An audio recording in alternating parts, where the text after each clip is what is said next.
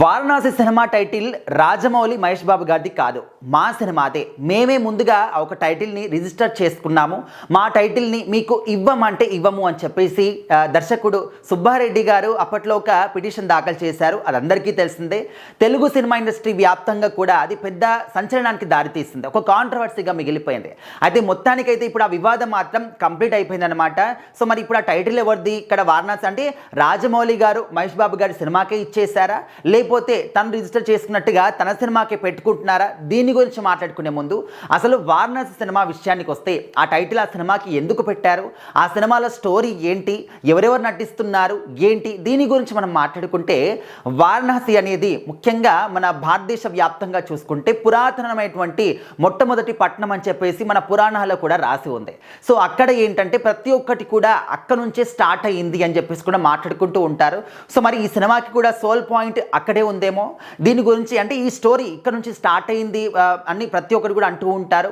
అదేవిధంగా పురాతనమైనటువంటి మొట్టమొదటి పట్టణం అని చెప్పేసి కూడా అంటూ ఉంటారు. అసలు దీని చరిత్ర ఏంటి, మిస్టరీ ఏంటి, దాని గురించి ఏమైనా సినిమాలు చూపించబోతున్నారా అంటే సో మరి దాని గురించి ఖచ్చితంగా ఉంటుందని చెప్పేసి చెప్తూ ఉన్నారు. అండ్ దానికి తోడు ప్రపంచవ్యాప్తంగా కూడా ఇప్పటి వరకు ఏ ఒక్క టీం కూడా సినిమా టీం కూడా వీళ్ళని షూట్ చేయనటువంటి లొకేషన్స్కి వెళ్ళి కూడా ఈ సినిమాని షూట్ చేశారు. అంటే ఒక గ్లోబ్ డ్రాటర్ అంటే ఈ యొక్క విశ్వం మొత్తం పైన కూడా అసలు ఏం జరుగుతుంది, ఈ విశ్వం ఎక్కడ పుట్టింది, ఎప్పుడు అంతమవుతుంది అని ఈ విధమైనటువంటి ఏమైనా ఎక్స్ప్లోరేషన్ సినిమాలో ఉంటుందా, ఇలాంటి ఆలోచనలు కూడా మనకు ఉన్నాయి. అదేవిధంగా ప్రతి ఒక్క క్యారెక్టర్ కూడా చాలా యూనిక్గా కనిపిస్తూ ఉన్నాయి. క్యారెక్టర్ యొక్క ఒక అంటే మనందరికీ తెలిసిందే కుంభ పాత్ర కావచ్చు, లేకపోతే ప్రియాంక చోప్రా గారి క్యారెక్టర్ కావచ్చు, అన్నింటినీ కూడా మనకు పరిచయం కూడా చేశారు. సో ముఖ్యంగా ఇప్పుడు ఈ టైటిల్ వివాదం అసలు ఎందుకు ముగిసింది, ఎవరు వద్దనుకున్నారు, ఎవరికి ఇచ్చేశారంటే ఇప్పుడు దర్శకుడు ఎవరైతే సుబ్బారెడ్డి గారి యొక్క కేసుని పిటిషన్ ఫైల్ చేసుకున్నారో ఆయన్నే స్వయంగా రాజమౌళి గారు మహేష్ బాబు గారి సినిమాకి అయితే ఇచ్చేయడం జరిగిందన్నమాట. ఎందుకంటే ఇప్పుడు మనము ఒకవేళ సినిమా చేస్తున్నాము అంటే ఆ సినిమా 10 మందికి చేరాలన్నమాట. అప్పుడే ఒక డైరెక్టర్కి కావచ్చు, ప్రొడ్యూసర్కి కావచ్చు, అందులో నడిచిన వాళ్ళకి కావచ్చు, అందరికీ కూడా సాటిస్ఫాక్షన్ ఉంటుంది. గొప్పగా అరే నేను మంచి సినిమా చేశాను రా అని చెప్పేసి వాళ్ళకి వాళ్ళు గొప్పగా చెప్పుకుంటారు.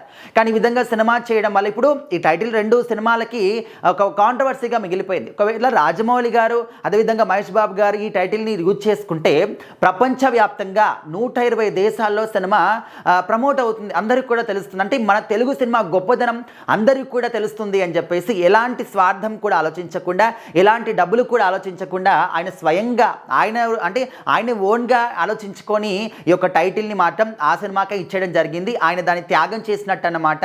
సో చాలామంది కూడా ఏంలే అట్లా బయటికి చెప్తారు, కానీ ఎంతో కొంత డబ్బులు ఇచ్చేసి ఆ డీల్ని ముగించుకున్నారు ఈ విధంగా అంటూ ఉంటారు. కానీ ఏదేమైనప్పటికీ కూడా తనకు మాత్రమే తెలుస్తుంది మరి ఆయన నిజం చెప్తున్నాడా అబద్ధం చెప్తున్నాడా ఇదంతా కూడా మనకు అవసరం లేదు. బట్ ఈ యొక్క టైటిల్ అనేది ప్రపంచానికి మొత్తానికి కూడా పరిచయం అవ్వబోతుంది అని ఆయన మాత్రం ఉద్దేశపూర్వకంగానే ఇచ్చాడు. ఎలాంటి డబ్బులు కానీ ఏది కూడా ఆశించకుండా అని చెప్పేసి అయితే మనకు బయటకు తెలిసినటువంటి విషయం. సో మొత్తానికి వారణాసి సినిమా టైటిల్ అనేది సుబ్బారెడ్డి కాదు, ఇప్పుడు ఇక్కడ రాజమౌళికి అదేవిధంగా మహేష్ బాబు గారి సినిమాకి మాత్రమే సొంతం అనే విధంగా కంప్లీట్గా ఆ సినిమాకి ఇచ్చేయడం జరిగింది.